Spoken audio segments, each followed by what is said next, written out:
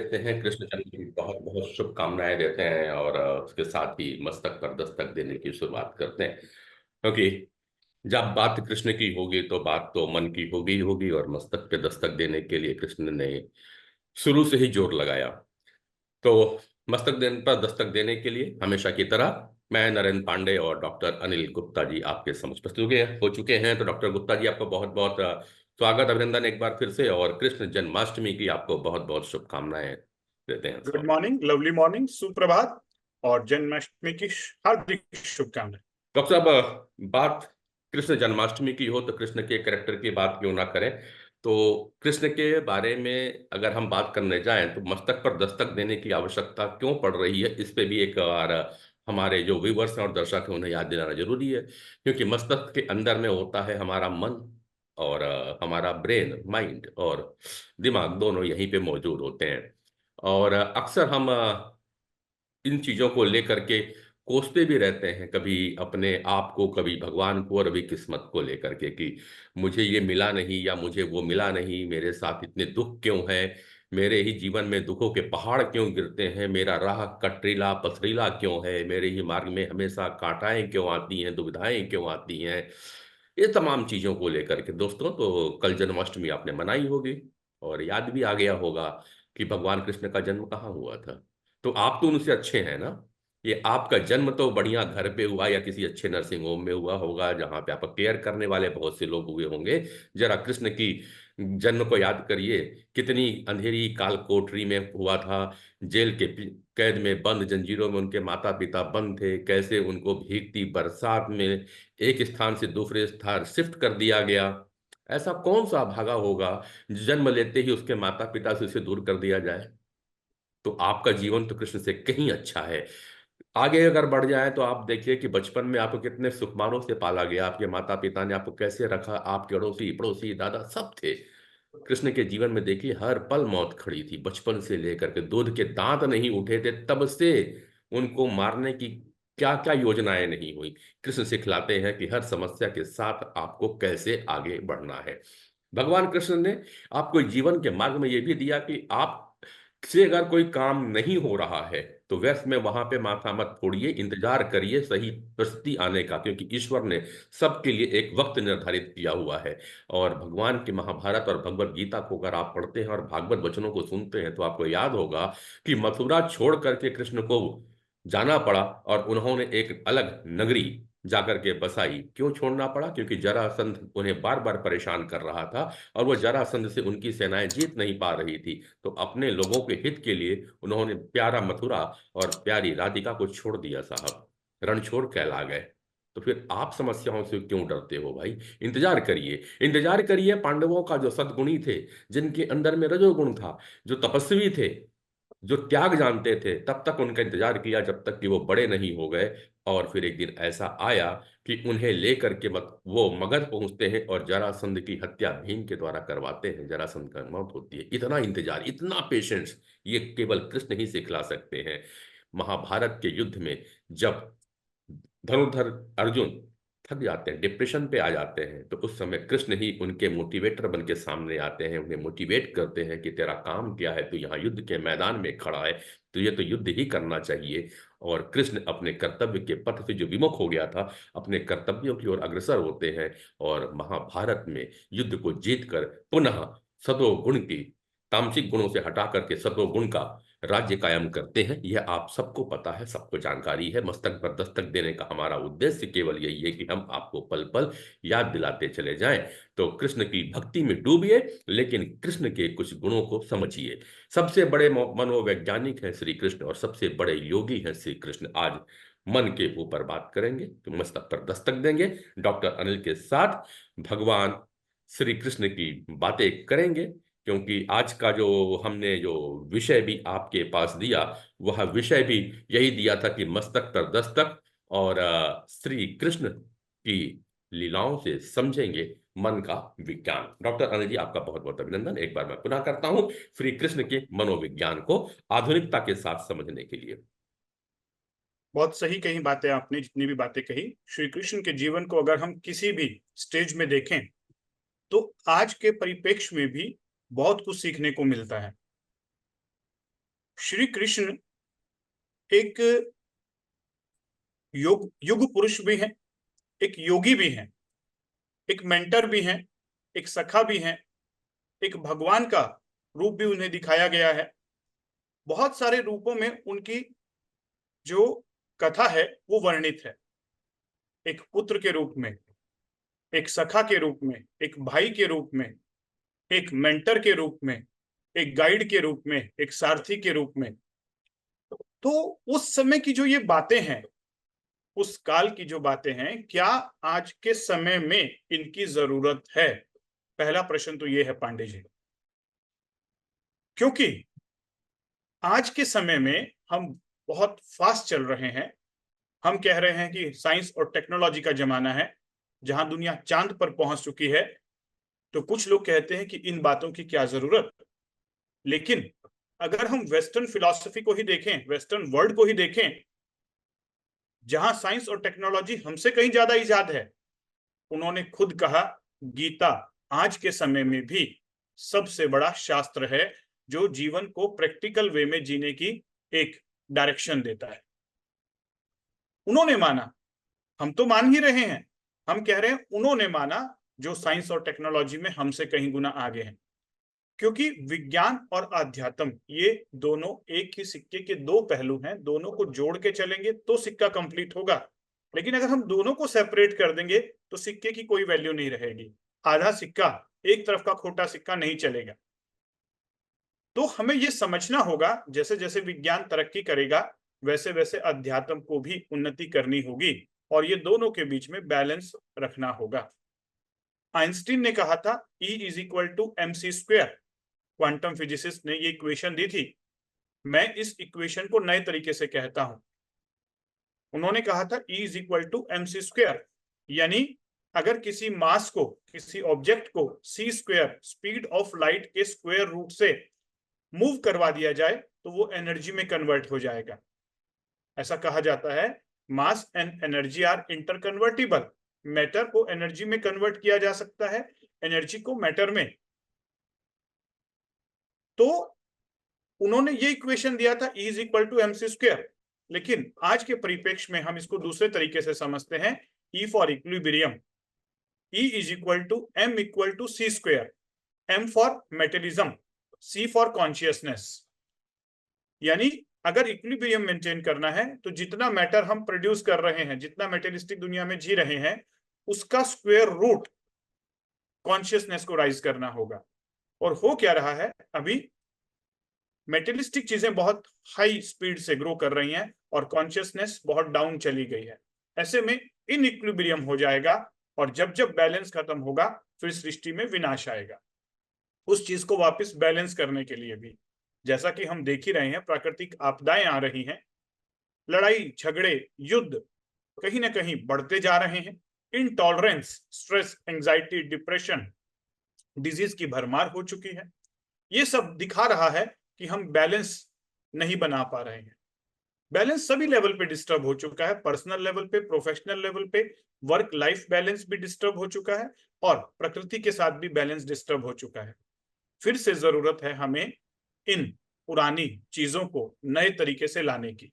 इसीलिए मैं कहता हूं वैदिक विज्ञान, मॉडर्न इनोवेशंस, वैदिक wisdom, personal transformation and complete solution. तो बिल्कुल। गीता में बिल्कुल डॉक्टर 700 अनिल जी, श्लोक कहे गए हैं पांडे जी। आता हूँ। डॉक्टर अनिल, आपने जो ये बात की तो एक बार हम इसको थोड़ा सा और दिखा दें कि लोगों को समझ में आता है। कई बार बात करते हैं कि अगर आपको अध्यात्म में जाना है तो मटलिज्म को सोच छोड़ना पड़ेगा। आपकी ही बातों से गीता की ओर चलूंगा, भगवत गीता की ओर चलूंगा और कृष्णा को समझूंगा। जितना मैंने अभी तक भगवत गीता को पढ़ करके कृष्णा को समझने की कोशिश की है। आपने बड़ा अच्छा एक इक्वेशन दिया अल्बर्ट आइंस्टीन का, E = mc², और आपने कहा E = m² × c²। That is the equilibrium की आवश्यकता है। अगर भगवत गीता को अगर पढ़ा जाए और कृष्ण को समझा जाए तो यह फार्मूला सही बैठता है। इक्विलिब्रियम तभी आएगा जब मटेरियलिज्म और कॉन्शियसनेस को आप बराबर में ले पाएंगे। अगर आप कॉन्शियसनेस को जागृत कर लेते हैं, कॉन्शियसनेस की स्थिति में आ जाते हैं, तभी आप मटेरियलिज्म को आएंगे। पांडव भी चाह रहे थे राज्य, मटेरियलिज्म को चाह रहे थे, उन्हें भी भौतिकता चाहिए थी, लेकिन उनको तब मिला जब उन्होंने 12 वर्ष का वनवास झेल लिया, वो उनकी कॉन्शियसनेस का समय था, उन्होंने वहां पे तपस्या की। अगर आप महाभारत में जाएंगे दोस्तों, तो आपको पता चलेगा कि उन 12 वर्षों तक हर व्यक्ति ने साधना की है। चाहे वो द्रौपदी हो, चाहे वो युधिष्ठिर हो, चाहे नकुल, सहदेव, भीम हो, और अर्जुन के बारे में तो आपको पता है कि 12 वर्षों तक उन्होंने कितने सारे शस्त्र और अस्त्रों का ध्यान करके ग्रहण कर लिया था। तो कॉन्शियसनेस जगाने के पश्चात ही उन्होंने महाभारत का युद्ध लड़ा। तब कहीं जा करके उन्हें संपूर्ण भारत का एकाधिकार का राज्य मिला, यानी कि मॉडलिज्म मिला। ये फार्मूला था। जी डॉक्टर साहब, बिल्कुल। बस थोड़ा सा कोट करें। कॉन्शियसनेस मतलब एनर्जी, कॉन्शियसनेस मतलब हमारी समझ चीजों को लेकर, और मेटेलिज्म मतलब मैटर जो हम पैदा कर रहे हैं, जो प्रोडक्शन कर रहे हैं। एक तरफ बहुत सारा कंस्ट्रक्शन बन रहा है, लगातार पेड़ काटे जा रहे हैं, कंस्ट्रक्शन पे कंस्ट्रक्शन हो रहा है, और उसका एंड रिजल्ट है कि धरती माता के सर पे बोझ बढ़ रहा है, और वो थोड़ा सा ऐसे सर को हिलाती है, फिर भूकंप आता है, बाढ़ आती है। राइट। दूसरी हम्म। तरफ अगर बात करें न्यूक्लियर वेपन्स की बात, एटम्स की बात, हम्म। एटॉमिक वेपन्स की बात, कहीं ना कहीं बहुत ज्यादा हो गए हैं। और जब इनकी गर्मी ज्यादा हो जाती है, तो फिर ये जो गर्मी होती है ना वेपन्स की, वो कहीं ना कहीं युद्ध को जन्म देती है।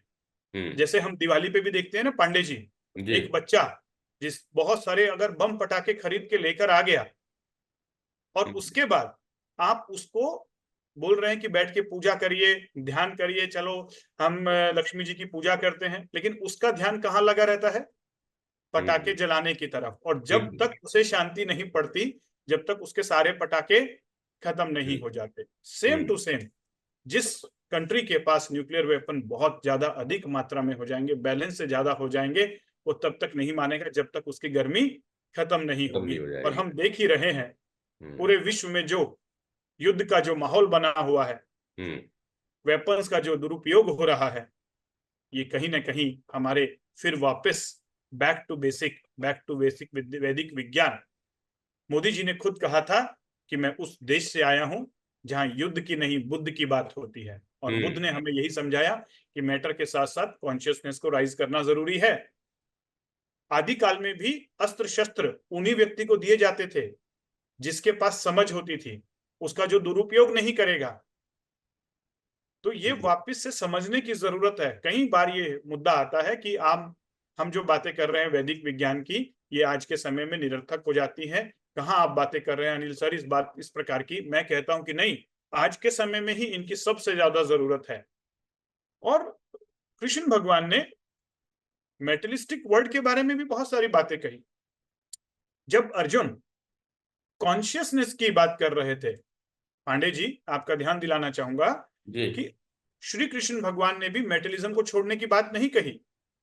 युद्ध के दौरान जब अर्जुन की कॉन्शियसनेस बहुत ज्यादा हाई हो गई, और उन्होंने कहा कि मैं युद्ध नहीं लड़ना चाहता, और युद्ध लड़ने से मुझे मिलेगा क्या, ये राज्य अपने ही परिजनों को मार के। तो अर्जुन का सोचना था कि श्री कृष्ण भगवान भी उसने यही कहेंगे कि ठीक है, बहुत अच्छी बात कही तुमने, ये युद्ध लड़ने की जरूरत नहीं है और युद्ध टाला जा सकेगा। लेकिन श्री कृष्ण भगवान ने इसके विपरीत बात कही कि युद्ध लड़ना तुम्हारा धर्म है। और यहां पर जब भी वो नहीं माने समझाने के बाद भी, तो श्री कृष्ण भगवान ने गीता के 700 श्लोक सुनाए। 700 श्लोक में गीता का वर्णन है। इस 700 में से 574 श्री कृष्ण भगवान के द्वारा कहे गए, 84 अर्जुन के द्वारा कहे गए, और 41 संजय के द्वारा कहे गए। ये हम्म। जो संजय, श्री कृष्ण और अर्जुन, ये तीनों का जो वार्तालाप था, जिसे गीता कहा जाता है, ये एक जीवन को जीने की एक ग्रंथ बन गया है, जहां पर मेटलिज्म और कॉन्शियसनेस का एकदम बैलेंस कैसे बना के रखा जाए, ये कहा गया है। बेसिकली वो कथाओं के द्वारा, कुरुक्षेत्र के युद्ध के द्वारा हमें ये समझाया गया है कि ये जो आज का युद्ध है, आज के समय में युद्ध बाहर नहीं हो रहा है, व्यक्ति के हम्म। अंदर हो रहा है। हर व्यक्ति के दिमाग में, इस मस्तक में दस्तक देने की जरूरत है, क्योंकि यहाँ पर द्वंद्व चल रहा है। द्वंद्व मतलब द्रोण और भ्रम, भ्रम में जी रहे हैं क्योंकि भीष्म अंदर में पैदा हो गया। तो ये जो बातें कही गई हैं कि भीष्म को भ्रम का प्रतीक माना गया, द्रोण को द्वंद्व का प्रतीक माना गया, अर्जुन को अनुराग का प्रतीक माना गया। अर्जुन वो व्यक्ति है जो समझना चाहता है कि कैसे आज के इस मेटेरियलिस्टिक वर्ल्ड में एक बैलेंस लाइफ जी जाए। भगवान का मतलब क्या है, अध्यात्म का मतलब क्या है, विज्ञान का मतलब क्या है, एक जिज्ञासु व्यक्ति अर्जुन है जो सही रास्ते पे चलना चाहता है। एक कुछ कर्ण है जो जानते सब हैं, मानते सब हैं, लेकिन तो भी वो गलत रास्ते पे चल रहे हैं क्योंकि उन्हें शॉर्ट टर्म बेनिफिट्स दिखाई दे रहे हैं। एक भीष्म है जो भ्रम में जी रहे हैं, एक द्रोण है जो द्वंद्व में जी रहे हैं। तो आज का जो महाभारत है हर व्यक्ति के अंदर चल रहा है, और जब हम गीता जैसे ग्रंथ पढ़ेंगे तो वापस फिर से ये जो द्वंद्व है इसे शांत होने में मदद मिलेगी, और एक कॉन्ग्रुएंस आएगा। इनकॉन्ग्रुएंस बीमारियां पैदा कर रहा है और कॉन्ग्रुएंस आपको स्वास्थ्य की ओर लेकर जाता है। और ये इनकॉन्ग्रुएंस आसानी से खत्म नहीं होता। जब किसी बात को लेकर मन में चिंता पैदा हो जाती है ना, वो चिंता फिर एक छोटी मोटी चीजों से ठीक नहीं होती। अर्जुन जैसे चिंता में ग्रसित हो गया था ना, विषाद रोग में चला गया था, जी उसे बाहर निकालने के लिए 700 श्लोक सुनाने पड़े। और आज के समय में मैं फिर कह रहा हूं कि हमें गीता जैसे ग्रंथ को फिर से मॉडर्न वे में समझने की जरूरत है, प्रैक्टिकल वे में समझने की जरूरत है, केवल कथा कहानी के तरीके से नहीं। क्यों? क्योंकि आज उसकी जरूरत पुराने समय से भी ज्यादा है। उस समय तो वो विद्वान लोग होते थे जो समझा देते थे, और आज फिर हम सोच रहे हैं कि भगवान आएंगे। भगवान नहीं आएंगे, ये कलयुग है। आज हम ही कृष्ण हैं और हम ही अर्जुन हैं। हमें खुद का कृष्ण खुद बनना होगा, समझना होगा, अपने मस्तक पर दस्तक देकर पुराने वैदिक विज्ञान को नए तरीके से लाकर अपनी समझ बढ़ानी होगी, जीवन के प्रति एक नया दृष्टि और एक नया दृष्टिकोण डेवलप करना होगा। बिल्कुल। तो भगवत गीता को आपको नए चीज़ों से पढ़ना चाहिए, जैसे कि अभी डॉक्टर अनिल ने कहा कि अर्जुन एक अनुराग रूप है उसमें, जो कुछ बहुत कुछ जानना चाहते हैं, बहुत कुछ समझना चाहते हैं, ज्ञान की लालसा उनके अंदर में है, तभी तो वो अनुराग भाव में है। भीष्म भ्रम के प्रतीक है, और द्रोण जो है वो द्वंद्व है। ये सारी जगह हमारे अंदर में है। हम खुद ही भीष्म बने बैठे हैं आज, और हम ही द्रोण बने बैठे हैं। अनुराग का भाव इसलिए गायब हो गया है। क्यों? क्यों ऐसा हुआ? डॉक्टर ने सोच रहा था कि महाभारत के युद्ध में दुर्योधन कहता है कि आप सारे, तब जितने भी गुरु द्रोण के पास में, कि आप सारे जितने भी लोग यहाँ पे महाबली लोग बैठे हैं, ये सब के सब भीष्म का, यानी तात का, हमारा रक्षा करना आपको जरूरत है। भीष्म की रक्षा करने की जरूरत क्यों है? भीम तो खुद इतने बड़े पराक्रमी थे कि उन्हें तो कई बार अकेले ही युद्ध लड़ा और पूरी सेना को परास्त करके चले आए थे, अकेले ही जीत के चले आए थे उन्होंने। और ऐसे बहुत सारे युद्ध के वर्णन आपको महाभारत किताबों में मिलेगा। फिर भीष्म की रक्षा करने की क्या जरूरत है? वो पता था कि भीष्म जब तक रहेंगे पांडव जीत नहीं सकते हैं। अगर इसको मनोविज्ञान से समझेंगे ना, तो भीष्म का मतलब भ्रम है, और जब तक भ्रम रहेगा तो सारे किसी अच्छे काम की तो आप उम्मीद कर ही नहीं सकते हो। जितने पाप कम होंगे सब होंगे। धृतराष्ट्र इसी तरह अंधे नहीं थे। वह व्यक्ति जो ज्ञान को भी आंख मूंद ले, जो अब समझ के सामने खड़ा है उसे भी पहचानने से मना कर दे, असल में वो धृतराष्ट्र, वो अज्ञानी है। आंख मूंद के हमेशा बैठा रहे, सही और गलत का निर्णय ना ले, वो अंधारी है। हाँ, मगर जो संयम के साथ रह सकता है वो संजय है। तो ऐसे बहुत सारे चीजें हैं जिन्हें भाव रूपी, जो भाव जिसके अंदर में भरा है, जो भाव विभोर रहता है, वो डिसीजन भी भाव से लेता है, वही भीम है। ऐसे बहुत सारी चीजें हैं जो हम आगे आपके साथ बात करते चलेंगे। फिलहाल आज बात हम कृष्ण जन्माष्टमी में मन के ऊपर कर रहे हैं, और मन को समझना है। तो दोस्तों, हम आपसे निवेदन करेंगे कि भगवत गीता को आप पढ़ते रहिए, और आगे से ये बातें हम डॉक्टर अनिल थोड़ी थोड़ी सी बातें भगवत गीता पे, एक एक चीजों को लोगों को ऐसे भी मन से क्लियर करने की कोशिश करेंगे कि लोगों को समझ में आए कि वो कहाँ गलत कर रहे हैं, और उनको भगवत गीता पढ़ने की जो वो है ललक है, तो उसको सामान्य वे से समझ भी सकें, और हमारे नए बिल्कुल मॉडर्न पांडे। विज्ञान से समझ सकें। ये बात करेंगे। लेकिन बात, आज का विषय मैंने और दिया था। जब भगवत गीता की बात होती है तो भगवत गीता लोगों को तब समझ में आई, या अर्जुन को भी तब समझ में आया, जब श्री कृष्ण ने अपना विराट रूप दिखलाया। तो ज्ञान के साथ साथ में प्रैक्टिकल जरूरी होता है। तो वो पूरी ज्ञान बांटने के बाद श्री कृष्ण को भी अंतिम में प्रैक्टिकल रूप दिखाना पड़ा कि ये देखिए है प्रैक्टिकल। तब जाकर के अर्जुन की आंखें खुली थी। विराट रूप को, और अध्यात्म से हट करके और भौतिकता से हट करके अगर हम आगे आए, तो मॉडर्न साइंस के साथ में या मॉडर्न तकनीकियों के साथ में, अध्यात्म के साथ में कैसे समझे श्री कृष्ण का वह विराट रूप क्या था। देखिए पांडे जी, जैसे भी आपने कहा ना भीष्म भ्रम है। भ्रम हम्म। मतलब क्या? हम बचपन से लेकर जब पैदा होते हैं और आज हमारी जितनी भी एज है, उस पूरी जीवन काल में हमने जो भी देखा, जो समझा, जिसे सुना और जिसे मान लिया, वही हमारी सोच है। हम्म। और ये सोच बनती कैसे है? ये सोच बनती है, जो जो हमारे साथ घटनाएं घटती रहती है, जो जो इंफॉर्मेशन हमें मिलती है, उसको हम प्रोसेस करके अपना एक बिलीफ पैटर्न बना लेते हैं कि ये सही है और ये गलत है। और ये जो सोच बन जाती है, ये सोच एक माइंड के मैप की तरह होती है, कोडिंग की तरह होती है, प्रोग्रामिंग की तरह होती है, और इसी से पूरी दुनिया चलती है। एनएलपी की साइंस कहती है कि अगर आपके लिमिटेड बिलीफ हैं तो आप जीवन को पूरे तरीके से नहीं जी पाएंगे। लिमिटेड बिलीफ मतलब कुछ बंधे हुए विश्वास, कुछ छोटी सोच। और जब आप अनलिमिटेड बिलीफ के साथ अपनी छोटी सोच को तोड़ते हैं, एक बड़ी सोच बनाते हैं, तो आप स्ट्रेस फ्री हो जाते हैं। हमारी वैदिक विज्ञान के समय की जो सोच थी वो बहुत बड़ी सोच थी। लोका समस्ता सुखिनो भवन्तु, सर्वे संतु सुखिनः सर्वे संतु निरामया, इस प्रकार के श्लोक लिखे गए। मतलब उस समय जो सोच होती थी वो ये थी कि पूरा विश्व एक बंधु की तरह रहेगा, सभी लोग सुखी हों, सभी निरामय हों। लेकिन आज की अगर हम बात करें तो हम अपनी अपनी कंट्री के बारे में सोच रहे हैं, फिर कंट्री के अंदर अपनी अपनी स्टेट के बारे में सोच रहे हैं, और अपनी अपनी स्टेट के अंदर अपनी अपनी सोसाइटी, और सोसाइटी के अंदर अपने अपने घर। तो यानी कहीं ना कहीं हम एक लिमिटेड विजन के साथ जी रहे हैं कि हम पर्सनल वे में तो ठीक रहना चाहते हैं, बाकी सोसाइटी के बारे में, समाज के बारे में, देश के बारे में और ब्रह्मांड के बारे में, प्रकृति के बारे में कुछ नहीं सोच रहे हैं। जबकि वैदिक समय में दोनों के बीच में सामंजस्य की बात होती थी। तो फिर से वापस कहना चाहूंगा कि जो समझ बनती है वो माइंड के द्वारा बनती है। अब अगर हम इसको एक लेवल और आगे लेके चलें, तो आज वेस्टर्न वर्ल्ड ने जो जनरेशन्स हैं, जैसे कह रहे हैं जेन जी, आपने नाम सुना होगा। जेन जी मतलब क्या? ये वो जनरेशन है जो कि 1995 से लेकर 2009 के बीच में पैदा हुए हैं। जो लोग 1995 से लेकर 2009 के बीच में पैदा हुए हैं उन्हें कहा जा रहा है जेन जी। और इससे आगे जो 2010 से लेकर 2024 के बीच में पैदा हुए हैं उन्हें कहा जा रहा है जनरेशन अल्फा। अच्छा, ठीक है। लेकिन जो 1965 से लेकर 1979 के बीच में पैदा हुए हैं, ये है जनरेशन एक्स। समझ रहे हैं पांडे जी आप? तो आप कौन सी जनरेशन के हैं? आपका ईयर ऑफ बर्थ क्या है? अल्फा।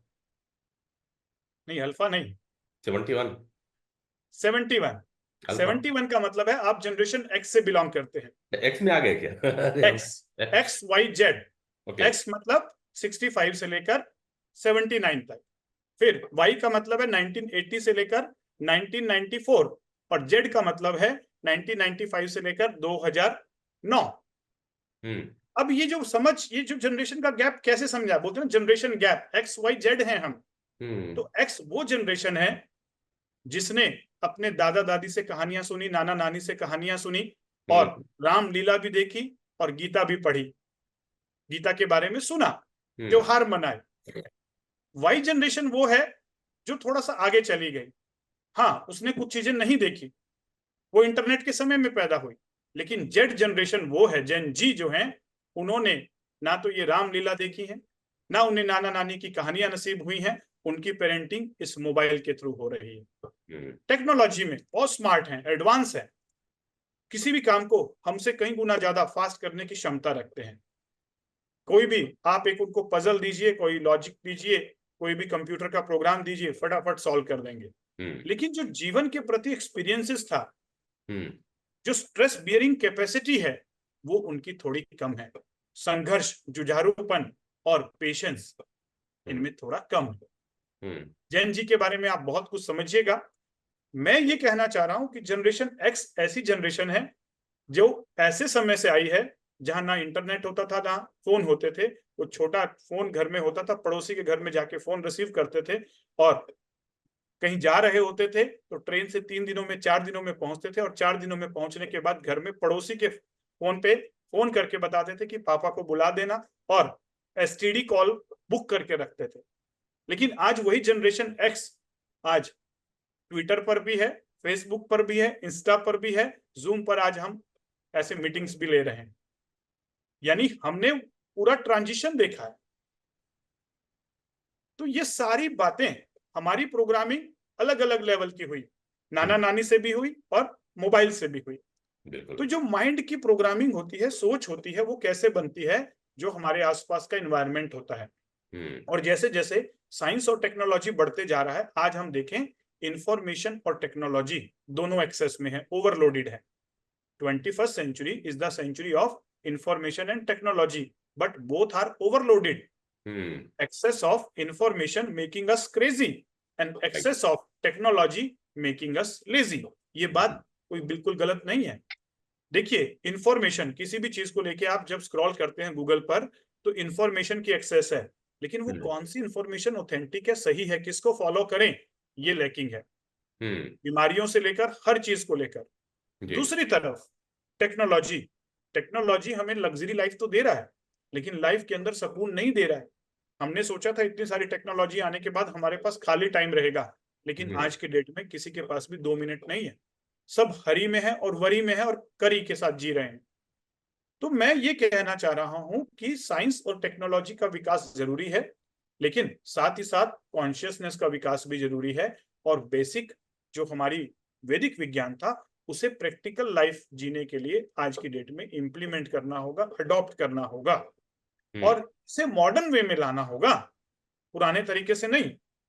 हमें उस क्रक्स को लेकर, उस क्रक्स को आज के हिसाब से समझ बनानी होगी कि कैसे हम उन डेली प्रिंसिपल को, उन लाइफ के प्रिंसिपल्स को, नियम कायदे कानून को आज की डेट में अडॉप्ट कर सके। बिल्कुल। अब बात वहां रही कि हमने तो सभी लाइव देखी है, बात भी सच है सर, कि याद आता है कि हाँ, हम लोगों ने बिना इंटरनेट के और बिना कूलर एसी की जिंदगी गुजारी है। हमने आज वो जो मिलेट्स की बात करते हैं, हमने वो बचपन में खाया है। हम लोगों ने 500 किलोमीटर का सफर 24 घंटे से ऊपर में किया है। ट्रेन की इतनी सारी तब्दीलियां हुई है। हमारे समय में फर्स्ट क्लास में बैठना भी एक बड़ी बात हुआ करती थी। किसी पड़ोस मोहल्ले में एक टेलीफोन हुआ करता था और चार मोहल्ले मिलाकर के किसी के घर में एक चार चार चक्का हुआ करता था, और चार घर छोड़ के दो चक्का हुआ करता था साहब। तो हमने तो वो भी दिन गुजारे हैं।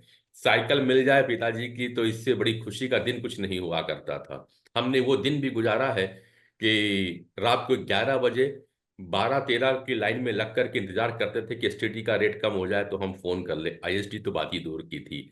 हमने वो दिन भी गुजारा है साहब कि पेजर पे भी हमने पैसे दिए हैं केवल मैसेज पढ़ने के लिए। और हम वो लोग हैं जो इनकमिंग कॉल सुनने के लिए 2 रुपया और आउटगोइंग कॉल का 5 रुपया दिया है। डाटा सर्फिंग की तो बात अलग हो गई है। 1 घंटे का 20 रुपया हमने साइबर कैफे में जाकर के गुजारा है। 2 मिनट के काम के लिए 20 रुपए देते थे और 1 घंटे तक केवल ये बैठे रहते थे कि हमने 20 रुपए वसूल हो जाए। तब तक हमारे पास में तो सोशल मीडिया भी नहीं था कि हम फेसबुक और ट्विटर पे बात कर सकें। तो कुछ मेल को चेक किया करते थे और कुछ गूगल पे जाके सर्च किया करते थे। और सर्फिंग साहब ऐसी होती थी कि अगर कोई फाइल को डाउनलोड करना हो तो कम से कम वो 2 से 3 घंटा लिया करती थी। तो इसलिए सर हमारे पास में उसमें समय काफी हुआ करता था। हम साइबर कैफे में जाकर के अपने दो दोस्त ले जाया करते थे बात करने के लिए। और आज साहब, आज हम जब बात करने को बुलाते हैं, जबकि स्पीड ज्यादा हो गई है, तो हमारे पास में दो लोग भी नहीं होते हैं कि बात कर सके, कि हम उनसे ऑनलाइन भी रूबरू हो सके। ये एक बड़ी विडंबना है। खैर, इसी पे फिर आता हूँ विराट रूप पे। आपके ध्यान पे अनिल जी, जो इनका जो विराट रूप था, उसको किस रूप से देखते हो? क्या दिखाया विराट रूप अच्छा में? बात कहा आपने। भगवान श्री कृष्ण ने गीता में जब सारे श्लोक सुना दिए और उसके बाद भी अर्जुन को क्लैरिटी नहीं आई, अर्जुन नहीं माना युद्ध करने के लिए, तो आखिरी में श्री कृष्ण भगवान ने उसे दिव्य दृष्टि दी और उस दिव्य दृष्टि के द्वारा एक विराट रूप दिखाया। उसका वर्णन हम सबको मालूम है और हम्म। कितने ही पिक्चर्स हमने देखी हैं, लेकिन हम एक बात को भूल जाते हैं कि हमारा भी एक विराट रूप है। हम्म। हमारा विराट रूप मतलब क्या, कि क्या हमारा इस फिजिकल बॉडी के बियॉन्ड भी कुछ एग्जिस्टेंस है? हम्म। क्या हमारा एक बायोफील्ड होता है? क्या हमारा भी एक आभा मंडल होता है, ऑरा होता है, जैसे भगवान का होता है? तो वैदिक विज्ञान की अगर बात कहें तो वैदिक विज्ञान कहता है यस। कैसे यस? वैदिक विज्ञान में कहा गया है कि आप 5 कोश हैं, अन्नमय कोश, प्राणमय कोश, मनोमय कोश, विज्ञानमय कोश, आनंदमय कोश। लेकिन जब हम इन कोश को पढ़ते हैं तो हमें लगता है कि ये सारी बातें तो फिलोसॉफिकल हैं, प्रैक्टिकल नहीं है। लेकिन क्वांटम फिजिसिस्ट ने बताया कि आपके चारों तरफ 4 एनर्जी लेयर्स हैं और ये एनर्जी लेयर इलेक्ट्रोमैग्नेटिक फील्ड होती है, बायोप्लाज्मिक बॉडी है ये आपकी। इसी पे मैंने एक बुक लिखा है, body beyond body, body beyond body, कि क्या हमारे इस फिजिकल बॉडी के बियॉन्ड जो ये बायोफील्ड है, इसमें हमारी मेटाफिजिकल बॉडी है। यस, अगर हम क्वांटम फिजिक्स को वैदिक विज्ञान के साथ जोड़ के पढ़ेंगे तो वैदिक विज्ञान की एक एक बात टोटल साइंटिफिक लगेगी, और हमें लगेगा कि इतना साइंटिफिक, जितना साइंटिफिक आज हम अपनी बाकी चीजों के लिए हैं, उससे कई गुना साइंटिफिक हमारे बारे में, खुद के बारे में वैदिक विज्ञान में लिखा हुआ है। तो हमारा भी एक बायोफील्ड है। श्री कृष्ण भगवान ने उसे दिव्य ज्योति दी, दिव्य दृष्टि दी, तब वो देख पाए, अर्जुन वैसे नहीं देख पाए। इसी प्रकार से आज के समय में क्वांटम बायोफील्ड डिवाइसेस अवेलेबल हैं, जो आपके बायोफील्ड को एक नॉर्मल रेंज में लाकर आपको दिखाती हैं कि आपके चारों तरफ कितनी प्रकार की एनर्जी लेयर है। जैसे सीटी स्कैन, एमआरआई के द्वारा हम फिजिकल बॉडी के अंदर झांक के देख सकते हैं, उसी प्रकार से क्वांटम डिवाइसेस की मदद से हम बॉडी के बाहर जो आपका इलेक्ट्रोमैग्नेटिक फील्ड है, जिसे ऑरा कहा जाता है, बायोफील्ड कहा जाता है, उसको झांक के देख सकते हैं।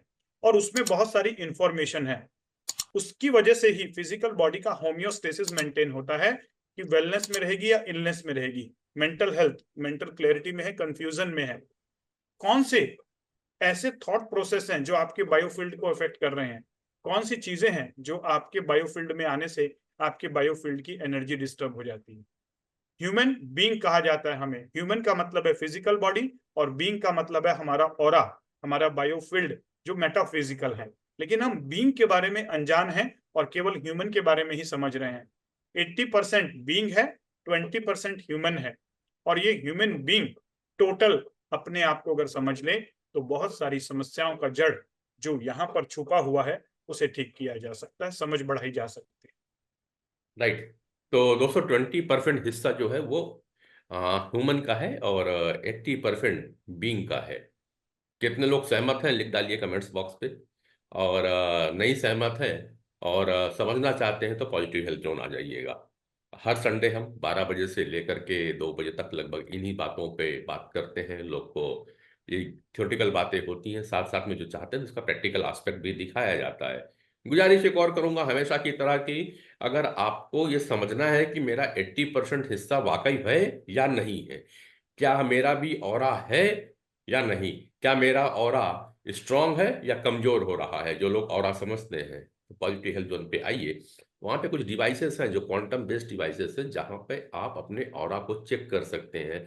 आप अपने ये जो चार और बॉडी बॉडी है, पांचवी पहली बॉडी के अलावा, फिजिकल बॉडी के अलावा, जिसकी बातें डॉक्टर नील जी कह रहे थे कि मेंटल बॉडी है, एनर्जी बॉडी है, आनंदमय कोश है, ज्ञान विज्ञानमय कोश है, इन सारे चीजों को आप वाकई देख सकते हैं, अनुभव कर सकते हैं। तो ये सारी चीजें को आपको समझना चाहिए। और ये जो है जो बातें कह रहे थे वो यही है कि आपको अगर हेल्दी रहना होगा, तो अक्सर हम लोग केवल फिजिकल बॉडी पे काम कर रहे हैं, हम बात ही नहीं करते मेंटल बॉडी की और एनर्जी बॉडी की।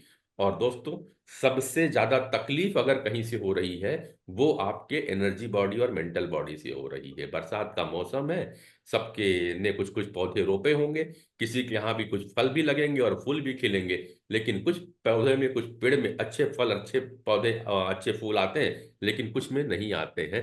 तो कई बार किसान कहता है कि मेरा बीज सही नहीं था, बीज खराब हो गया था। ये बातें फिर आपको क्यों नहीं समझ में आती है कि जो आपके फिजिकल, पेड़ का तना, पत्ती, ये सब फिजिकल बॉडी है, नीचे जड़ है, जड़ के अंदर में बहने वाला पानी, तरल पदार्थ, ये उसकी एनर्जी है।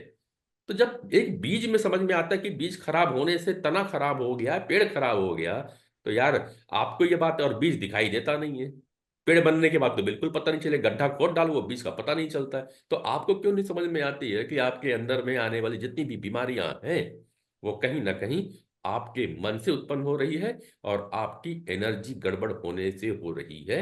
डॉक्टर आप क्वांटम में क्या कहते हैं कि एनर्जी ही सब कुछ है। यस, क्वांटम फिजिसिस्ट कहते थे energy is everything and everything is energy, and everything is connected with everything via energy. ये बातें क्वांटम फिजिसिस्ट ने कही, लेकिन एनर्जी को हम समझते नहीं है। हम्म। WHO कहता है हेल्थ के 7 डायमेंशन है, physical, mental, emotional, intellectual, spiritual, environmental. लेकिन हम केवल फिजिकल डायमेंशन पे ही अटके हुए हैं। दूसरी तरफ अगर हम बात कहें, वैदिक विज्ञान कहता है मन, चित्त, बुद्धि, अहंकार, आत्मा, परमात्मा, तन, यानी physical body, mind, intellect, soul, ego और आपके फिजिकल बॉडी, इतनी सारी चीजों की बात करता है। और जैसे ये बॉडी एक मशीन की तरह काम कर रही है, ब्रेन एक कंप्यूटर की तरह, लेकिन इस ब्रेन के, कंप्यूटर और फिजिकल बॉडी की मशीन के बियॉन्ड हमारा एक सॉफ्टवेयर है। और ये सॉफ्टवेयर दो है हमारे पास, एक है माइंड का सॉफ्टवेयर, एक है इंटेलेक्ट का सॉफ्टवेयर। माइंड का सॉफ्टवेयर लोअर है, एंड्रॉइड वर्जन है, इंटेलेक्ट का वर्जन iOS वर्जन है। समझने के लिए हम इसे इस तरीके से समझ सकते हैं। और सोल एक पावर बैंक है। ईगो, ईगो भी इसके अंदर में एक वायरस की तरह आ जाती है। लेकिन ये तो मैंने आपको एक मॉडर्न वे में समझा दिया, लेकिन अगर इसको वैदिक वे में समझना हो, जब मोबाइल नहीं होते थे, जब कंप्यूटर नहीं होते थे, तो उन्होंने क्या वर्णन किया माइंड का, इंटेलेक्ट का, सोल का। जी। आज के डेट में समझना हो तो physical body machine, brain computer, mind software, intellect higher software, soul जो है एक पावर बैंक है, और ईगो उसके अंदर एक वायरस आ जाता है। लेकिन अगर हम वैदिक विज्ञान से समझे तो उन्होंने कहा कि फिजिकल बॉडी के बियॉन्ड चार और कोश हैं आपके, एनर्जी लेयर्स हैं, बायोफील्ड हैं। Physical body, energy body, mental body, intellectual body and bliss body. Body बना दिया उन्होंने, और बना ही नहीं दिया, उसके बारे में उनकी व्याख्या की कि मन में क्या होता है, कॉन्शियस माइंड, सब कॉन्शियस माइंड, अनकॉन्शियस माइंड, बुद्धि की एनाटॉमी, फिजियोलॉजी क्या है, आत्मा कैसे काम करती है, और इन सब को आपस में जोड़ता है आपका प्राणमय कोश, 3,52,006 नाड़ियां। ये नाड़ियां एनर्जी ट्यूब्स हैं, और इन एनर्जी ट्यूब्स में रेगुलेटर लगे हुए हैं। ये एनर्जी फ्लो करती है बायोप्लाज्मिक एनर्जी। ये आपकी बैलेंस है तो आपकी पर्सनैलिटी जबरदस्त है, आप हेल्दी हैं, आपका मेंटल लेवल क्लियर है। और ये इम्बैलेंस है तो आपकी पर्सनैलिटी डाउन है, फिजिकली आप डाउन हैं, बीमारियां हैं, मेंटल लेवल पे क्लैरिटी नहीं है, और मैनिफेस्टेशन पावर डाउन हो जाती है। और ये नाड़ी और चक्रों का विज्ञान, रेगुलेटर लगे हुए हैं 114 चक्र, 114 रेगुलेटर, जिसके द्वारा कम ज्यादा किया जा सकता है, कैसे कम हो जाती है, कैसे बढ़ाना है, सारा कुछ वैदिक विज्ञान में लिखा हुआ है। इतना साइंटिफिक, इतना अद्भुत विज्ञान हमारे पास खजाना है, लेकिन हम उससे अनजान हैं। और ये उसी प्रकार से है पांडे जी, कि मान लीजिए आपने घर खरीदा बहुत बड़ा लोन लेकर, और आपने ईएमआई बनवा ली, और बनवाते बनवाते चुकाते गए हर महीने, चुकाते गए हर महीने, और जब आखिरी में, आखिरी समय आया और आपने पूरा बैंक लोन की आखिरी ईएमआई भी पे कर दी, तब आपको पता चला कि उस घर के नीचे में एक बेसमेंट था, और वहां पे खजाना छुपा हुआ था, और उसमें बहुत सारे सोने की अशर्फियां थी। अगर आप उसे पहले दिन निकाल लेते तो ये घर भी आपका और सारा लोन भी पहले ही दिन चुकता हो जाता। लेकिन दुर्भाग्य पुरुष वो लास्ट में पता चलता है। हमारे फिजिकल बॉडी के अंदर एक अद्भुत खजाना है मेटाफिजिकल बॉडी का, जिससे हम अनजान हैं और परेशान हैं, भटक रहे हैं, त्रस्त हैं, मस्त, व्यस्त हैं, परेशान हैं, अनजान हैं। ये समझना होगा वैदिक विज्ञान के इस खजाने को, अगर स्वस्थ, मस्त और जबरदस्त जीवन जीना है तो। राइट, स्वस्थ, मस्त और जबरदस्त जीवन जीने के लिए आपको वैदिक विज्ञान के इस खजाने को समझना होगा। हमारे साथ बहुत से लोग जुड़े हुए हैं। आपके कभी के कमेंट्स जिनके जिनके आए हैं, राहुल दुबे जी हैं, दीपिका, स्मृति, नम्रता, राजकन्या मैडम और रिंकी, धनु निर्मलकर, आप सभी को बहुत बहुत धन्यवाद और शुक्राना। आप इस तरह वॉच करते रहिए, कमेंट्स लिखते रहिए। राजकन्या जी ने आप जवाब बहुत अच्छा कमेंट्स भेजा है साहब, कि हम सब आज की चकाचौंध की दौड़ में इतने ज्यादा खुद को शामिल कर लिया है कि घर में रह करके भी बेघर हो गए हैं। सही बात है।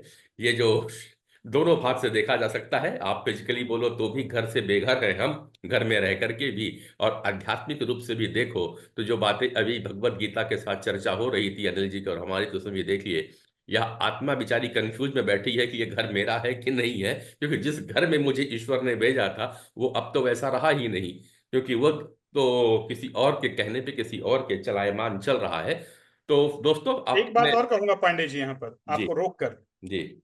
शायद मन में आई अभी, हम्म। कि क्या हम बेसिकली चाहते हैं खुश रहना? क्या हमें इन चीजों की वापस जाना चाह रहे हैं? ये हम्म। कैसे पता चलता है कि हम जाना चाह रहे हैं? देखिए, आज आदमी 2 से 3 घर बनाता है, लेकिन उसके बाद भी एक फार्म हाउस बनाता हम्म। है। फार्म हाउस यानी फार्म छोड़ के हम शहरों में आ गए और बड़े या। बड़े मिट्टी के ईंटों के घर बना लिए, 5 स्टार होटल टाइप का घर बना लिया, लेकिन फार्म हाउस की चाहत खत्म नहीं हुई। आज हम वापस ढाबे पर जाकर बेसिक खाना खाना चाहते हैं, हम्म। सर वो कुर्सी पे नहीं, वो याद आती है कि वो खट जमीन खाट पर बैठकर खाना खाट चाहते खाट मिल जाए तो मजा आ जाए। हैं। राइट। यानी ये सारी बातें जो इस प्रकार की चीज की दिखाई दे रही हैं, कितना भी हम रिफाइंड खा लें, वापस अब रिसर्च आ रही है कि देसी गाय का घी सबसे बढ़िया है। बिल्कुल। कितना भी शैम्पू लगा लीजिए, सरसों का तेल या तेल लगाना बालों में हमेशा हेल्दी रहेगा, प्याज का तेल लगाने की बात हो रही है। तो हम्म। वापस जो साइंटिफिक वर्ल्ड है वो भी पुरानी चीजों की तरफ जा रहा है, क्योंकि उसे समझ में आ चुका है कि जो बीच में ये गड़बड़ कर दिया गया है ये ठीक नहीं रहा है। वापस बैक टू बेसिक, अपनी अकल लगाएं, दिखावे पे ना जाएं और वैदिक विज्ञान को अपनी दिनचर्या में शामिल करें। डॉक्टर साहब, बात वही है कि मन की बात हो रही थी और दिमाग की बात हो रही थी, और आप जब बात करते हो कि मन को समझना है तो आप ये भी बताते हैं कि पीएनपी और एनएलपी का मॉडल है आपके पास में। ब्रीफ में थोड़ा सा मन की बात हुई तो बताते चलिए कि ये पीएनपी और एनएलपी क्या है, ताकि जिनको जरूरत हो तो वो पॉजिटिव हेल्थ जोन का रुख करें और समझे कि पीएनपी और एनएलपी का मॉडल क्या है। क्योंकि अगर उनको मन को और ब्रेन को समझना है और ट्यून करना है तो इसकी आवश्यकता तो पड़ेगी। जैसे अपन फिजिकल बॉडी को समझते हैं ना कि मेरे किडनी के लिए क्या ठीक रहेगा, लीवर के लिए क्या ठीक रहेगा, हार्ट के लिए क्या ठीक रहेगा, इसी हम्म। प्रकार से मन के लिए क्या ठीक रहेगा इसमें कभी बात नहीं होती, क्योंकि हम्म। मन का विज्ञान स्कूल कॉलेज में नहीं पढ़ाया गया है। हम्म। और मन एक ऐसा चीज है जिससे हम 24/7 संचालित होते हैं, और पूरी जिंदगी का खाका, पूरी जिंदगी की समझ मन से बनती है। मन परेशान तो मेंटल हेल्थ प्रॉब्लम कह देते हैं, और मन खुश तो फिर सब कुछ ठीक कहा जाता है। मन हम्म। सही है तो लाइफ की डायरेक्शन सही। लेकिन हम्म। मन का विज्ञान साइंटिफिक वे में, जो वैदिक विज्ञान है उसके मन की विज्ञान, और जो वेस्टर्न साइंस है एनएलपी और मेडिकल साइंस, साइकोलॉजी, एनएलपी और वैदिक विज्ञान में मनोमय कोश, तीनों को बिना के हम वैदिक विज्ञान मन के विज्ञान को समझाते हैं पॉजिटिव हेल्थ जोन में। जी। उसके बियॉन्ड ये जो नाड़ी और चक्रों की और कोश की बात की हमने, क्या ये देखे जा सकते हैं, क्या इनका प्रैक्टिकल यूज है? चक्र, नाड़ियां और कोश का विज्ञान क्या है और इसे मैं कैसे डे टू डे लाइफ में इंप्लीमेंट करूं, ये है पीएनपी। ये हम्म। दोनों विज्ञान आज की डेट में हर किसी को समझने की जरूरत है। जैसे आप मोबाइल का विज्ञान सीखते हैं, जैसे आप लैपटॉप चलाना सीखते हैं, जैसे आप सोशल मीडिया के हैंडलिंग सीखते हैं, वैसे ही आपको खुद के जीवन को सही डायरेक्शन में ले जाने के लिए ये मन के विज्ञान को और चक्र के विज्ञान को समझने की जरूरत है। मैं ये कहूंगा कि मेलोडी खाओ, खुद जान जाओ। बस आपके अंदर एक जिज्ञासा होनी चाहिए, सीखने की चाहत होनी चाहिए। बिल्कुल। तो दोस्तों, बहुत चीज़ सिखाई जाती है। आपको कंप्यूटर चलाना सिखाया जाता है, आपको मोबाइल चलाना सिखाया गया, आपको गाड़ी चलाना सिखाया जाता है, आपको बताया जाता है कि आपको रहना कैसा है, आपको बातें क्या करनी चाहिए, सब सिखाया जाता है। लेकिन ये कोई नहीं बताता कि आपको मन को कंट्रोल कैसे करना है, मन को अपने साथ में कैसे बनाना है, अपनी इच्छाओं के अनुसार मन को ले कैसे जाना है, इच्छाओं में और ख्वाहिशों में अंतर क्या है। सारी बातें हैं जिस पे बातें आगे भी होती रहेंगी। विचार करिएगा, और समझना है तो एक बार आप क्वांटम मशीनों का सहारा लीजिए। आइए पॉजिटिव हेल्थ जोन पे, हम आपका इंतजार करते हैं। और नहीं तो हर सुबह 10:15 पर हम आपके मस्तक पर दस्तक देने के लिए हाजिर होते रहेंगे, सोमवार से शुक्रवार तक। फिलहाल आज समय हुआ, अनुमति चाहेंगे, कल फिर मिलेंगे सुबह 10:15 पर, इसी चैनल पे जहां पे आप देख रहे हैं, इसी सोशल मीडिया पे, उसी फेसबुक और उसी यूट्यूब के चैनल पे। तो हमें दीजिए अनुमति। राधे राधे।